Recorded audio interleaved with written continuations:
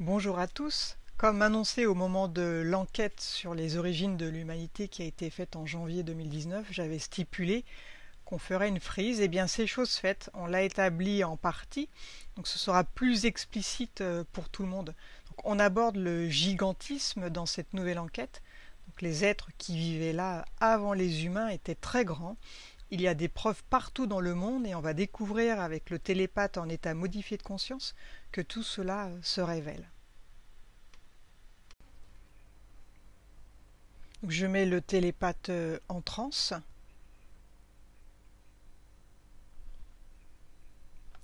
et on retourne dans le mont Buségi. Il se connecte sur les cubes.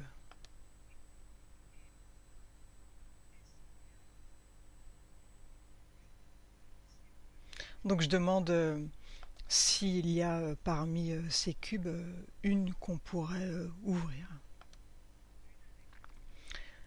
Une avec peut-être une histoire incroyable. Donc il dit oui, il y en aurait plusieurs. Donc je lui dis choisis-en une au hasard.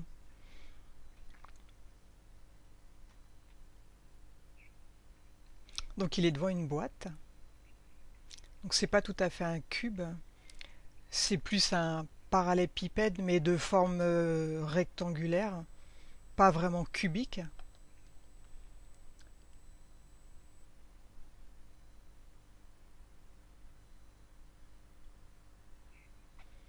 Il est au temps tout au début où l'homme est venu. Donc c'est la toute première fois après les Atlantes.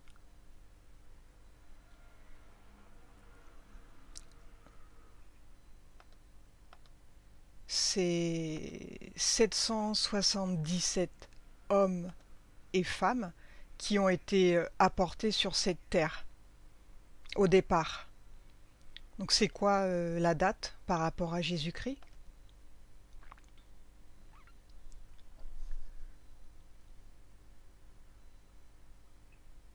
40 000 ans avant.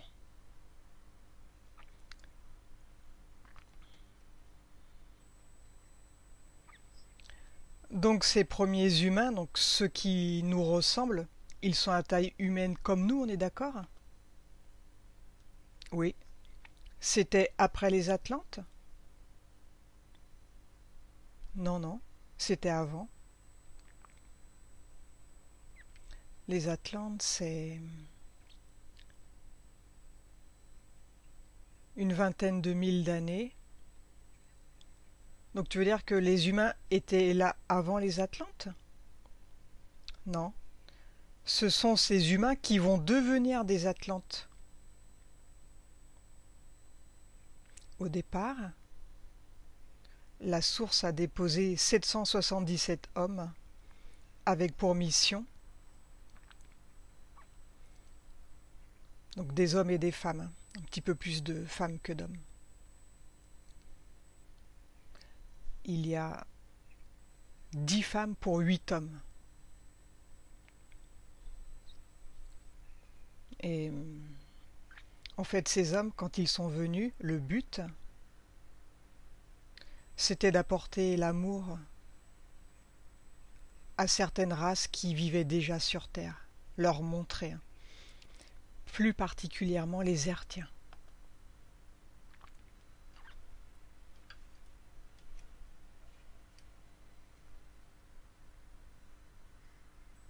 Et lorsqu'ils ont débarqué sur Terre, ces humains-là, est-ce qu'ils étaient déjà autonomes? Est-ce qu'ils étaient déjà éduqués? Ou bien il y a eu cette fameuse histoire des hommes des cavernes et tout ça? Une partie est fausse des hommes des cavernes. Il ne faut pas tout écouter, tout ce qui se dit. Donc est-ce que cette époque préhistorique, elle a réellement existé ou pas du tout? Il y en a quand même eu, mais on défigure l'humain en fait. L'humain a toujours été comme il est. Son apparence, il a jamais été voûté, il a jamais été ultra poilu, il ne descend pas du singe.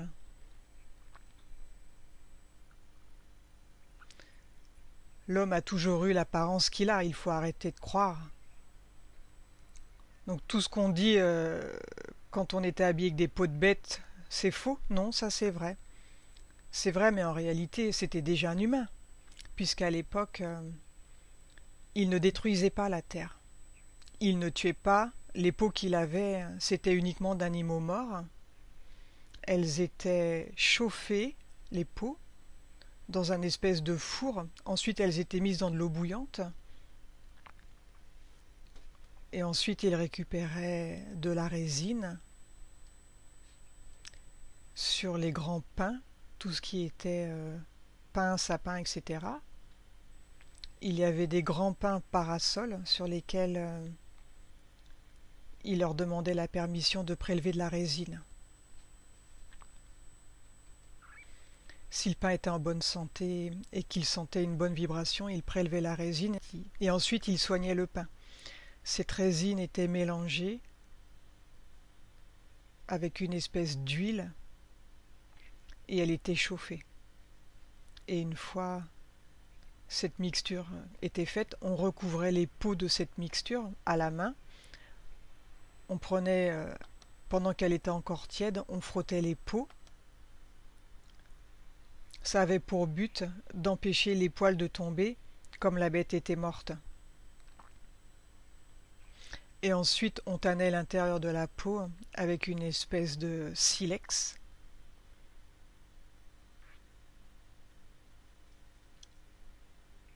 Donc oui, il y a eu des périodes comme ça où l'homme, bien sûr, était un peu primitif dans ses façons de faire, mais il n'était pas du tout primitif en tuant, ni même par ses apparences. L'homme n'a jamais chassé à cette époque. C'est faux. Il ne faisait que de la cueillette. Tous les animaux qui ont été retrouvés du soi-disant l'époque préhistorique, regardez si un seul animal, on voit une blessure qui a été faite par la lance ou par l'homme. Il n'y en a aucun. Aujourd'hui, personne ne peut prouver ça. Alors maintenant qu'il y aura le doute, ils vont commencer à faire des faux squelettes abîmés. Au jour d'aujourd'hui, on est catégorique. Aucun squelette d'un animal n'a été retrouvé blessé par une lance ou une flèche ou quoi que ce soit d'autre. Parce que l'homme ne tuait pas les animaux. Donc il y a 40 000 ans, donc ces hommes, ces 777 hommes et femmes sont descendus sur Terre pour apprendre l'amour aux Hertiens. Donc les Hertiens étaient les seuls vivants sur Terre à cette époque. Donc je rappelle que les Hertiens, c'est une race reptilienne pacifique, qui sont tous nés sur Terre, sur Gaïa.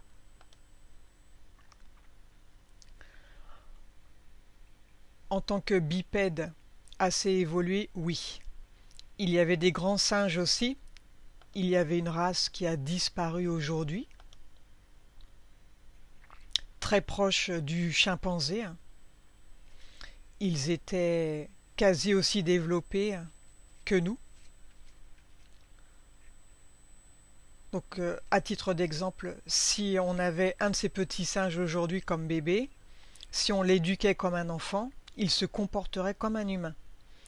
On pourrait même lui apprendre à écrire, peut-être pas à parler, parce que son système pharyngique ne le permet pas. Mais il saurait écrire, il écouterait tout. Et il y a un truc que je capte pas en fait, à quelle période il y a eu le gigantisme. Puisqu'il y a eu les Hertiens, après il y a eu les humains comme nous, après il y a eu les Atlantes, donc plus grands. Donc tu es en train de confondre la Terre et Gaïa. le gigantisme, il est venu à l'époque de Gaïa, donc avant qu'ils aient tout rasé le haut de Gaïa. Donc on a des traces de gigantisme, mais qui ne datent pas de notre époque. Il faut être très clair là-dessus.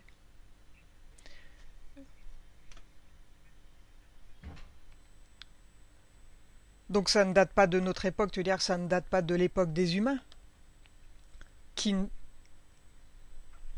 qui ne date pas des 50 000 ans précédents. Donc c'était avant le gigantisme.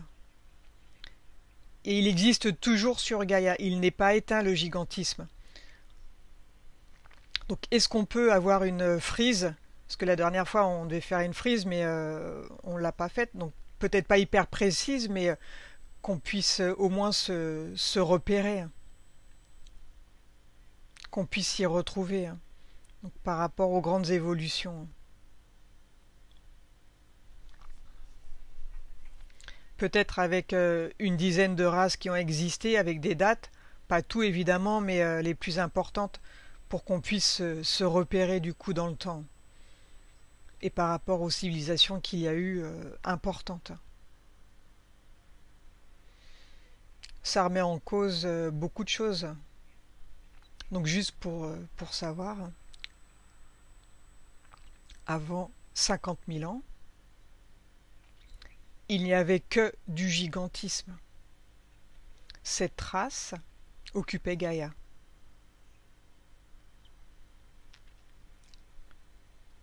La race la plus évoluée, mais qui ne commandait pas parce que il n'y avait pas d'autorité en la matière. C'étaient les géants que l'on croise au-delà des glaces, qui ont une peau dorée, qui sont très grands, ceux qui ont vu Bird, donc les hyperboréens.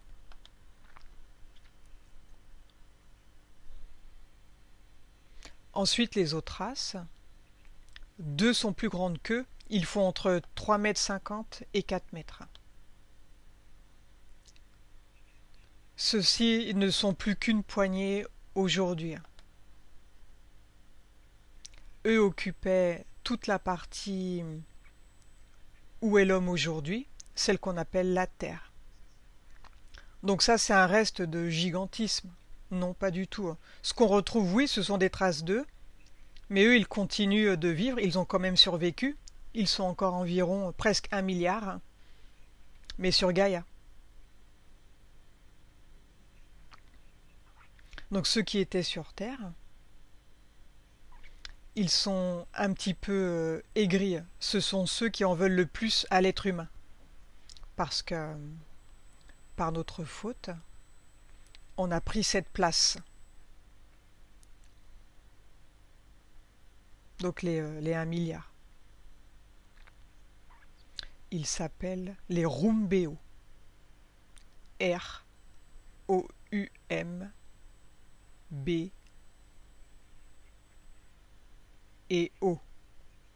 Rumbeo. Donc ça, c'est la deuxième race. Donc ceux-là, ils font 4 mètres. Et les hyperboréens arrivent à tout casser à 3 mètres. C'est vraiment les plus grands, sinon c'est 2,50 m la moyenne. Donc les Rumbeo, ils font près de 4 mètres. Les plus grands font 4,20 m, 4,30 m. Ce sont vraiment une très très très grande race. C'est d'ailleurs la plus grande en géant, en gigantisme. Et eux, donc les Rumbeo, ils ont vécu... enfin, il y a des traces sur Terre de leur passage, on est d'accord. Donc quels sont les sites connus où ils ont vécu?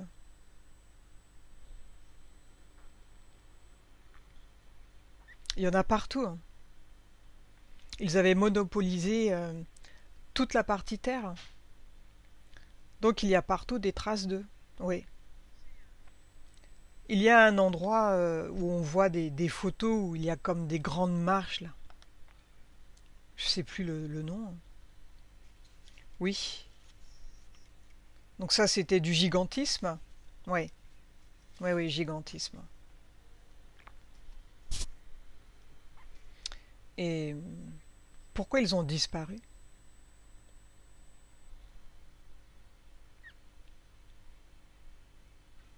Ils n'ont pas disparu.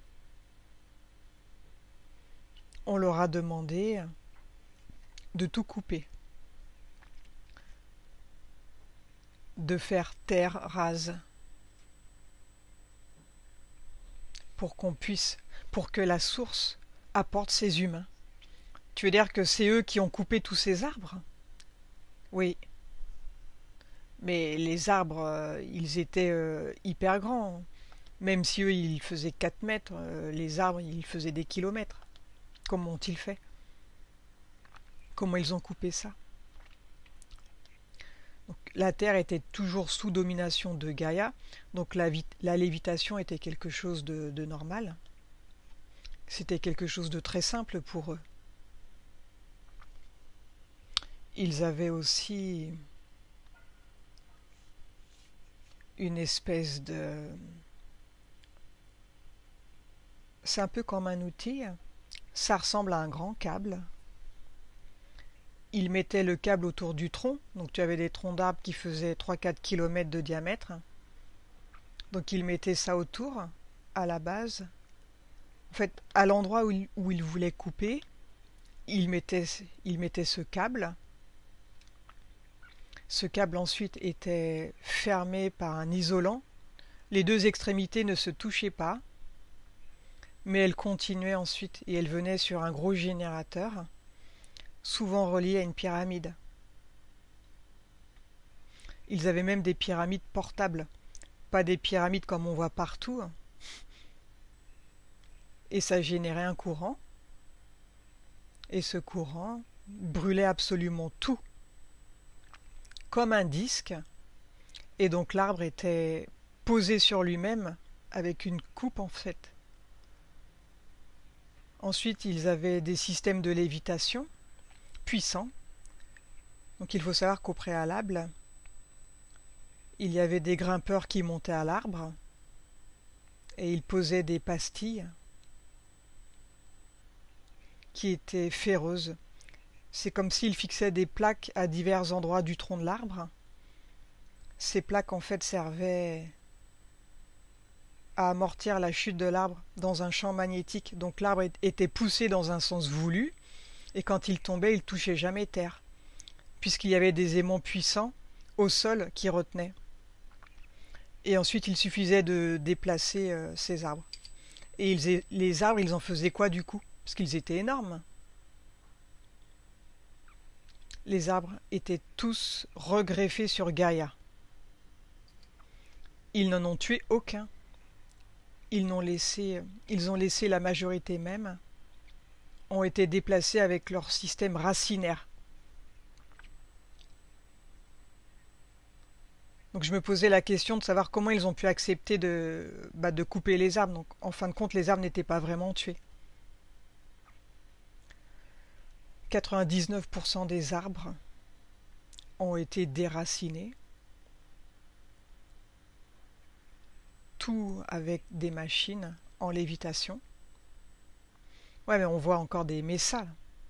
Donc ils ont été replantés et d'autres ont été coupés volontairement et avec l'accord de l'arbre pour laisser des traces de cette époque, qu'on sache que les Rumbeo ont habité ici. Et c'était leur demande et la source l'a accordé. Ces arbres qui ont été coupés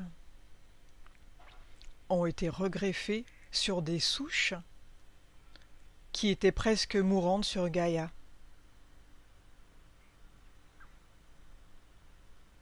Ensuite, ils recréent une électrolyse sur les souches pour qu'elles puissent se cristalliser, ce qui a donné comme une espèce de roche. Tu veux dire que ce qui est resté sur Terre, c'est cette roche-là qui s'est cristallisée. Donc c'est grâce à l'électrolyse en fin de compte. Oui, j'appelle ça une électrolyse, mais c'est un système chimique et électrique qui a fait que Donc en fin de compte, ça n'a pas été le temps, mais ça a été ce système. Donc on pense que ces arbres, ce sont des collines. En fin de compte, ce sont des messas. Ce sont des arbres géants qui ont été coupés. Et combien d'arbres, en fin de compte, ont été récupérés comme ça pour être remis sur Gaïa? Combien en totalité? Les déracinés, tous, et ceux qui ont été coupés, tous aussi, mais le nombre, il y en a environ 4000. Donc 4000 arbres géants ont été déplacés sur Gaïa. Et comment a été choisi le lieu pour réajuster ces arbres?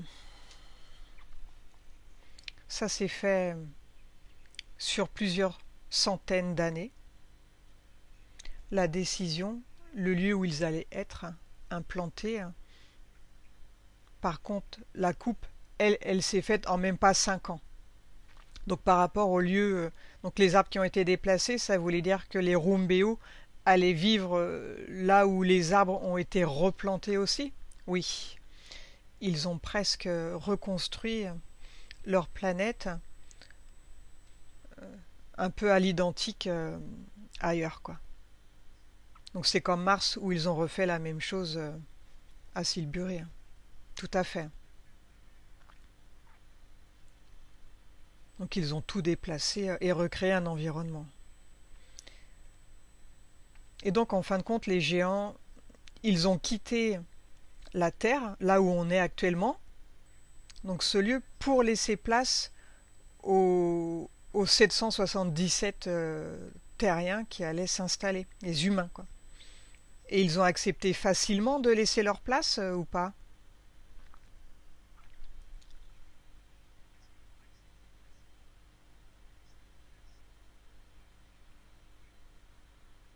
Non, pas du tout. Par contre, comme il n'y a pas de violence, ils sont rentrés dans une déprime globale. Tout leur peuple, il a fallu que la source intervienne en personne pour leur expliquer. Et il y a eu des compromis de fait entre les autres races de géants pour laisser une place sur Gaïa.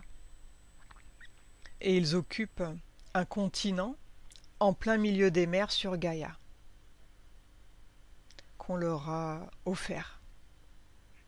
Aujourd'hui, ce continent est même plus beau que ce qu'ils avaient auparavant. Donc ils sont satisfaits, même très satisfaits au jour d'aujourd'hui. Ils sont bien installés. Cependant, ils en veulent beaucoup aux humains. Pourquoi? Parce qu'ils disent qu'on leur a quand même volé leur maison.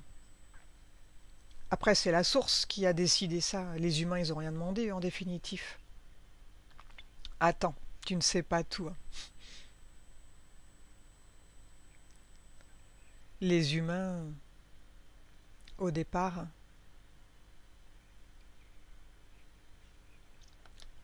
donc on devait introduire les humains partout sur Gaïa. Parce qu'ils ont, en plus de tous ces géants, le pouvoir de l'amour éternel. Pas que les géants ne l'ont pas, ils ont de l'amour, mais pas comme nous. Et le but de la source, c'était de répandre cet amour partout sur Gaïa.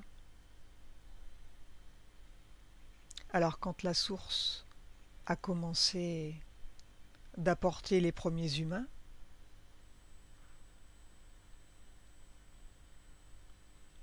il y a le mal qui s'est introduit, qui en a profité.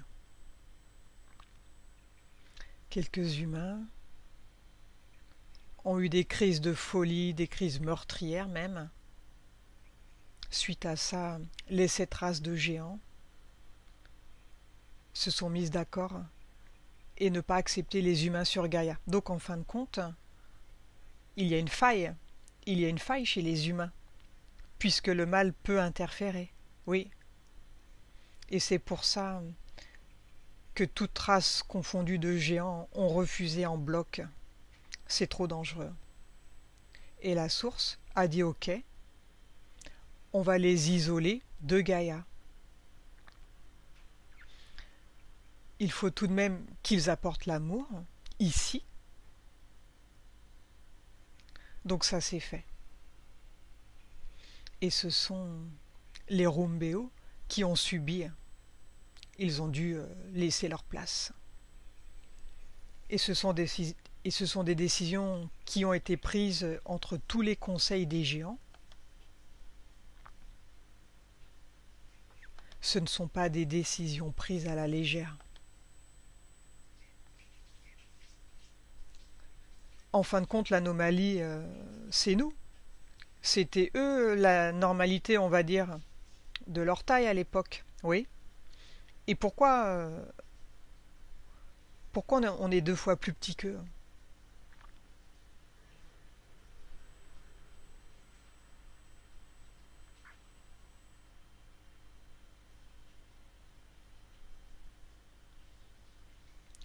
Parce que c'est notre ADN qui est comme ça, il ne faut pas chercher.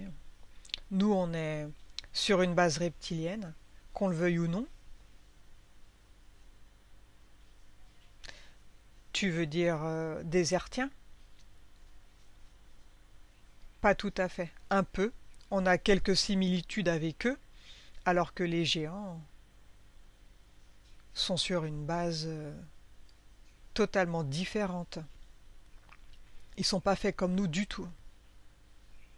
C'est juste pour ça qu'on est plus petit qu'eux. On n'a pas les mêmes origines ADN et ARN. Et les géants, ils se parlaient par télépathie ou avec la bouche? Que par télépathie. Ils étaient hyper évolués spirituellement, j'imagine. Et techniquement aussi. Ils ont une technologie très avancée qui nous dépasse. Tu veux dire qu'à l'époque, ils avaient déjà des vaisseaux, des choses comme ça? Ben oui. En fin de compte, il y a que nous qui sommes au ras des pâquerettes, là. Mais parce qu'on l'a voulu. Après, on s'est fait manipuler aussi. On était appelé à être une race totalement développée. On n'a pas su faire. On n'a pas su gérer ce qu'on nous a offert. Donc aujourd'hui, on paye. Au lieu d'évoluer, on a presque involué même. De toute façon, on a vu au Mont Bucégy qu'on était une des pires races qui a existé de toute l'humanité. Le cube, il était violet, quoi. Très foncé. Ouais, on est la race la plus mal accomplie. C'est un peu la honte.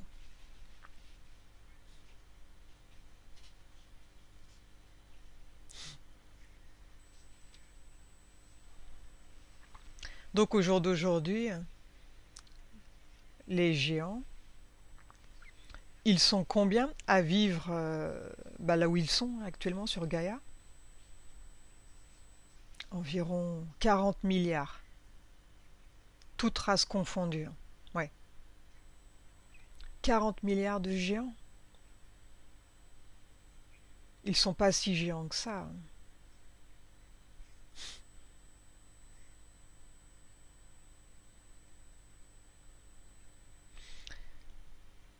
Il y a eu une très petite époque des races, des mauvaises races, si on peut les appeler comme ça, qui étaient extrêmement grandes, et on a tendance à les confondre avec nos géants. Ces races venaient d'autres dimensions. Et c'est pas des dimensions celles qu'on connaît, les 12, c'est des dimensions qui sont négatives, qui vont en dessous de zéro. Plus bas que le bas, quoi. Les abîmes.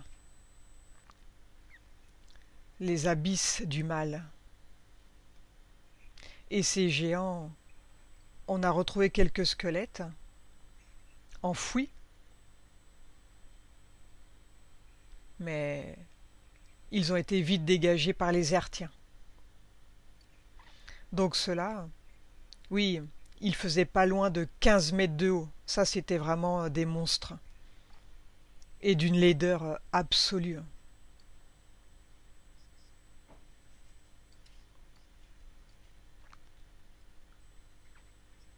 Mais comment ils arrivent à passer? Comment font-ils? L'homme est plein de failles.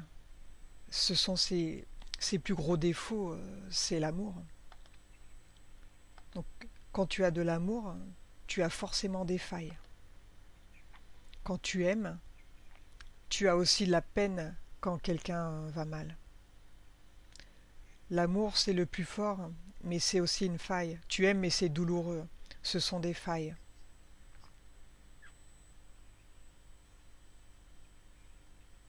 C'est la vie ici qui permet à l'âme de grandir. Même si ensuite dans les autres dimensions on est mieux, c'est la 3D qui fait grandir l'âme. La vie, est-ce qu'il y a de plus précieux? L'amour, est-ce qu'il y a de plus vulnérable? L'amour conduit à des choses inexplicables. Donc en fin de compte, cette volonté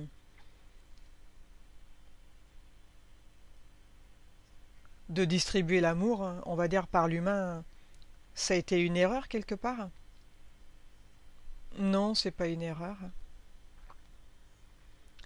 C'est juste que cette volonté de distribuer l'amour,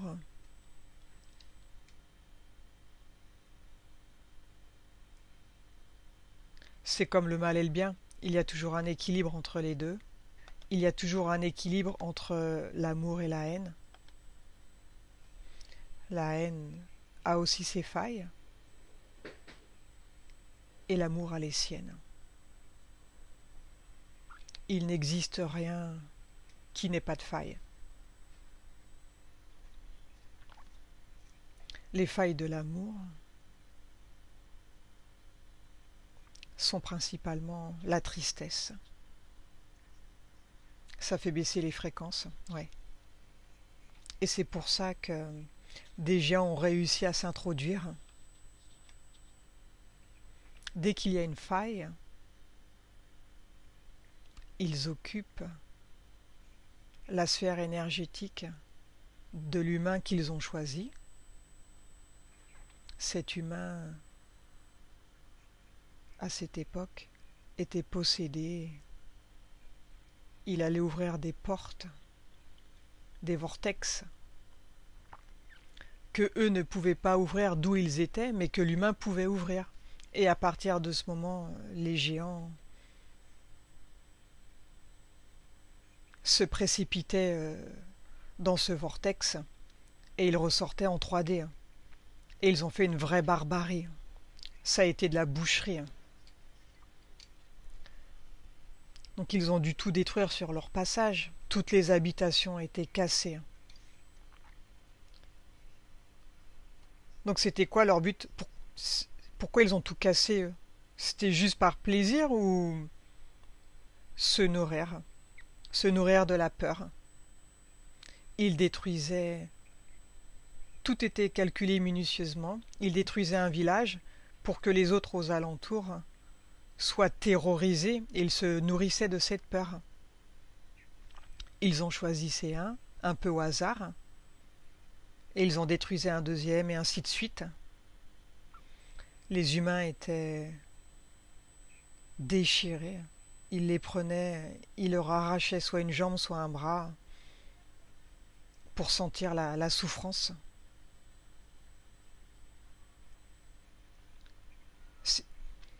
Ils étaient très souvent écartelés, parfois mangés aussi.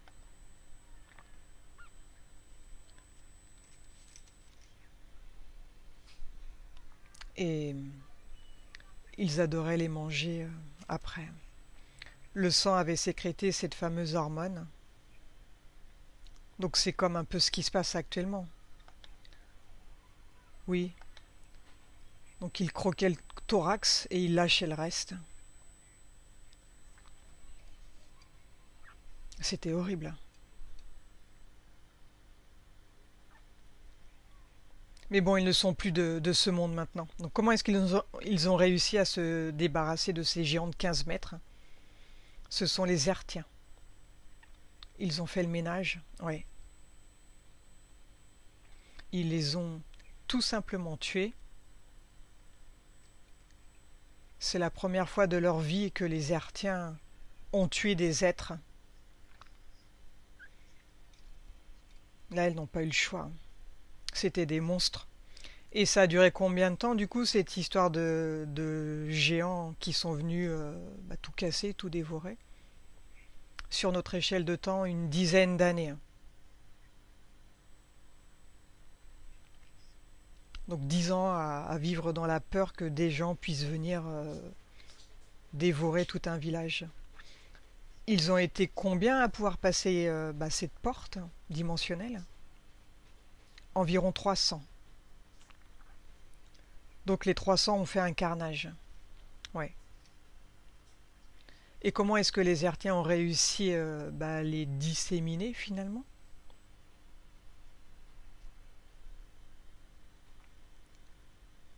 Ils les ont empoisonnés. Il y a des films aujourd'hui où on voit des géants qui sont attachés sur une planche. Ils sont pris dans leur sommeil. Tout ça, en fait, ça vient d'eux. Donc ça vient de ces humains qui ont eu une vie antérieure à cette époque. Et ça leur revient. Donc les Hertiens ont opéré comme ça, et après ils les ont donnés en pâture aux humains. Ils arrivaient à leur donner comme des grands somnifères. Une fois qu'ils tombaient à terre, ils leur mettaient une flèche dans la nuque avec un poison spécial. Ensuite, les humains, à plusieurs, retournaient le corps sur le dos et l'attachaient. Mais il devait peser des tonnes? Non, à l'époque, au tout début de la Terre, il y avait encore cette lévitation. Donc elle a duré jusqu'aux Atlantes. Donc ils avaient les moyens de bouger ces masses. C'était facile du coup. Ouais. Et une dizaine ont été enterrés profondément. C'est pour ça qu'aujourd'hui on en a retrouvé quelques-uns de 15 mètres. Ouais.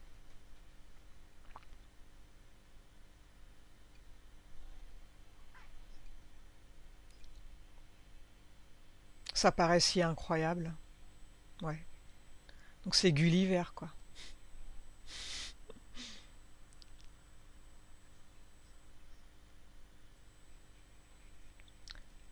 Avant de voir les autres races, on reviendra dessus. On va continuer.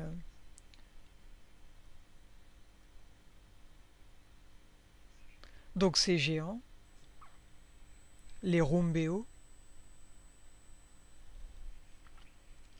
se sont inclinés face aux décisions qui ont été prises sur Gaïa, et ils ont commencé de faire coupe rase. Ils ont récupéré un maximum de faune, un maximum de flore. Tout a été rapporté sur Gaïa pour ne pas qu'ils meurent. Mais là où ils allaient, il n'y avait pas de végétation, il n'y avait rien. Il y avait juste des grandes fougères, c'est tout. Ils ont apporté leurs arbres, leurs animaux. C'était un peu comme la steppe aujourd'hui. C'est un continent en phase de formation et ils ont juste accéléré le processus. Donc il n'y avait rien au début.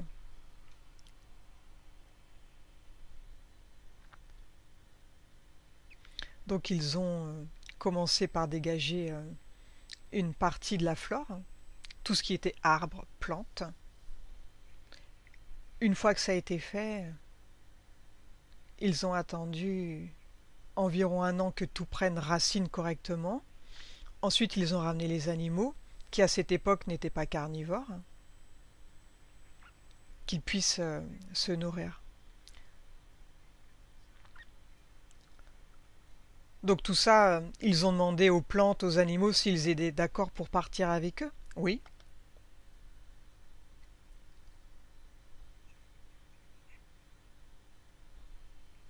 Donc ils ont emmené toute la végétation qu'ils ont pu. Une fois que la végétation a bien prise, ils ont apporté un maximum d'animaux. Seuls les animaux qu'on connaît aujourd'hui n'ont pas voulu venir. Les loups, les lynx, les éléphants,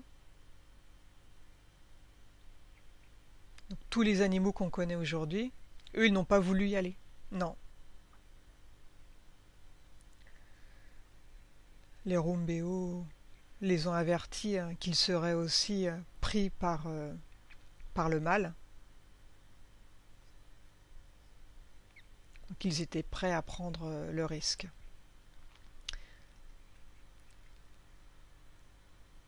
Et, et en même temps, les félins se sont sentis le rôle d'apporter leur énergie à la race humaine, de leur faire comprendre que il fallait prendre soin de son esprit.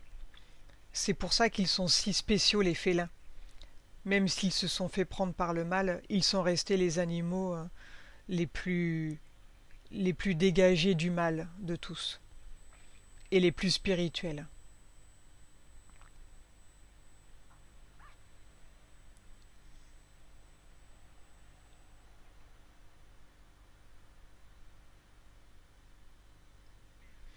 Mais alors quand tu dis que les Rumbeo, ils les avaient prévenus qu'ils allaient être pris par le mal, donc tu veux dire qu'ils le savaient les Rumbeo que une fois que les humains sur place ils allaient être pris par le mal? Oui. Et comment ils le savaient ça? Mais parce que le mal a toujours essayé de venir sur Gaïa et il essaye toujours. Il savait très bien que de nouvelles âmes seraient forcément attirées par le mal. Ce qui s'est produit d'ailleurs.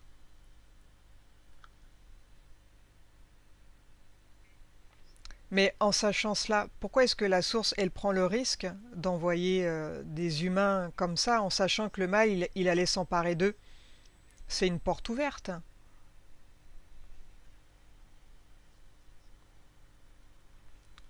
La source fait toujours confiance.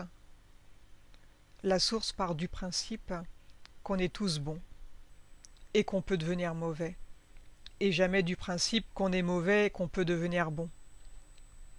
Donc quand les humains ont été déposés là sur cette partie de Gaïa, donc la Terre, est-ce que c'était déjà encerclé, c'était déjà un enclos? Oui.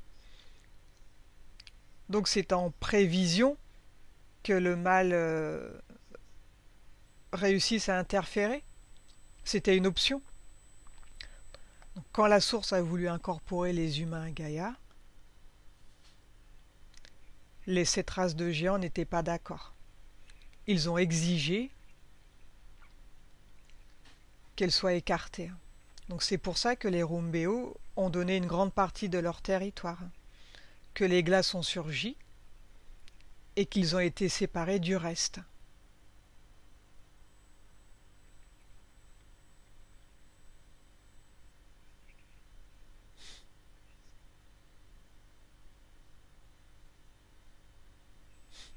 La source n'a pas emmené les humains pour les envoyer au casse-pipe.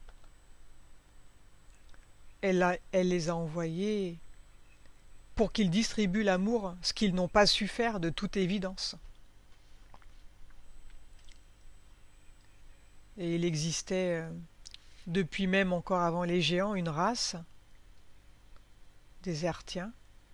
Eux sont partout, sur Gaïa, sur Terre, partout. Ont refusé, comme les autres animaux, de quitter cette partie de Gaïa. Ils ont dit que c'était chez eux. Donc le peuple de l'Azerta. Ils ont dit qu'ils étaient prêts à coopérer avec les nouveaux humains. Donc ce qui s'est relativement bien passé au début.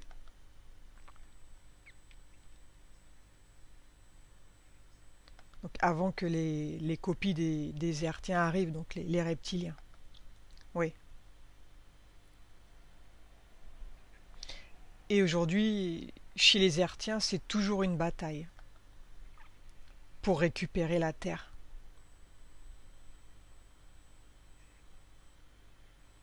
Et si l'humain n'arrive pas à se réguler, s'il n'arrive pas à contrôler ses pulsions, il sera chassé à tout jamais. Les glaces disparaîtront, les rumbéos reviendront repeupler, et les hertiens seront de nouveau des commerçants avec cette race de géants. Donc ce que je comprends pas, c'est, en fin de compte, ça devrait arranger les hertiens que les reptiliens fassent disparaître les humains. Non. Après eux, ce sera les hertiens.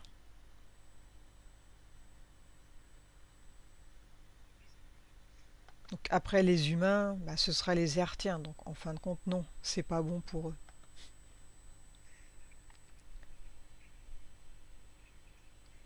On est juste ceux qui sommes au front. C'est tout. S'ils ne commencent pas de nous aider, comme ils le devraient, à partir de maintenant, ils prendront trop d'ampleur et après ils seront incontrôlables. Donc les reptiliens. Donc c'est maintenant que l'homme et toutes les races qui ont été d'accord pour aider fassent front et les chassent. Les hertiens, ils sont convaincus que 99% de la population humaine est bonne. Quand on leur aura appris à être bons et à rester bons, ils seront bons et ils continueront d'apprendre à leur progéniture la bonté et le respect, comme au temps des Atlantes. Et les hertiens ne veulent pas voir les humains disparaître. Pas comme ça en tout cas. Ils disent qu'on est responsable de ce qu'on devient, mais on n'est pas toujours responsable de ce qu'on nous fait. Oui, il y a quand même une grosse supercherie depuis longtemps. Oui, et un moment arrivera où ils vont agir aussi. Donc les hertiens vont aider. On arrive à la fin de cette première partie sur le gigantisme. On comprend que la source a déposé l'homme sur Terre pour répandre l'amour et que les géants de l'époque ont dû céder leur place et que ça leur a énormément coûté, même s'ils sont heureux à présent. Donc je vous dis à bientôt pour la suite. Au revoir.